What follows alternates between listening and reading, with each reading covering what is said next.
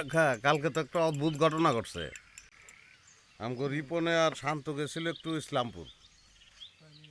যাওয়ার পথে ওরা স্টেশনে একটা মাইয়ারে বইয়া থাকতে দেখে গেছে। আবার ওরা ফিরে আইছে মনে করেন রাত 12টা একটা হইব, ওই সময় ওই মাইয়াটা ওই জায়গায় বসা।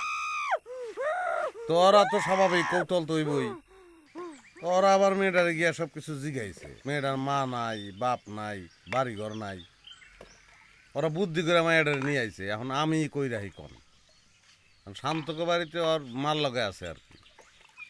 ভালো মেয়েটা, ভালো। আমি কথাবার্তি কইয়া যা বুঝলাম।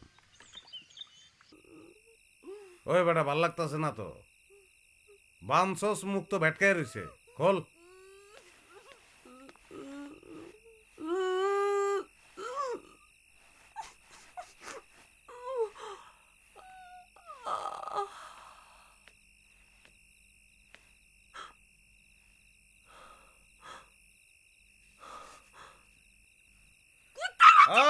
এটা পানক সাপ, পানক সাপ। ডালা বন্ধ কর, ডালা বন্ধ।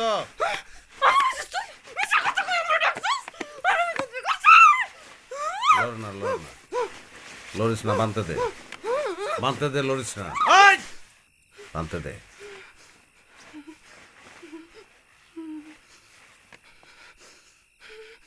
মেয়েটা দেখতে সুন্দর, এমনি উঁচা লম্বা, দেখতে ভালো।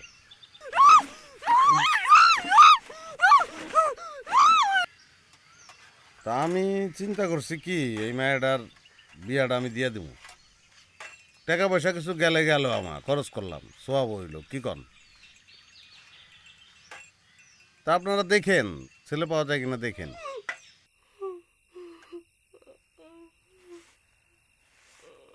ওই তুই বাইরে যাওয়ার ব্যাপারটা দেখতেছি।